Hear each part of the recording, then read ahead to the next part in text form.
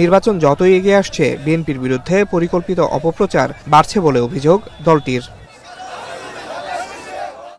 রাজধানীর গুলশানে দলটির কেন্দ্রীয় নির্বাচন পরিচালনা কমিটির বৈঠক শেষে ব্রিফিংয়ে কমিটির মুখপাত্র মাহাদি আমিন অভিযোগ করেন, একটি নির্দিষ্ট রাজনৈতিক দল পতিত ফ্যাসিস্ট সরকারের ভাষা ব্যবহার করে পরিকল্পিত অপপ্রচার চালাচ্ছে।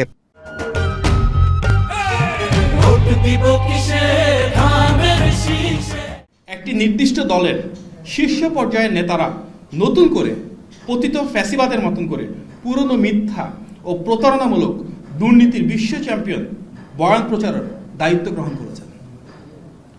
অথচ এটি আজ জাতীয়ভাবে প্রমাণিত যে বিএনপি রাষ্ট্র পরিচালনায় আসার পর দুর্নীতির হার ধারাবাহিকভাবে কমেছে।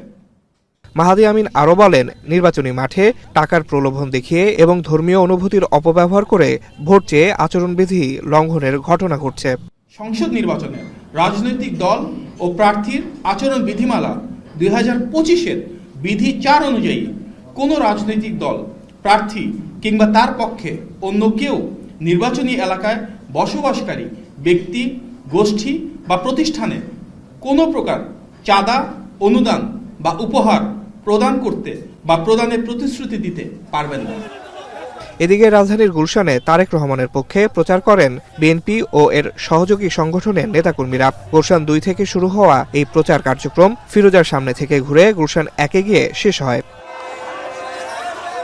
আসিফ ইকবাল খান, এখন, ঢাকা।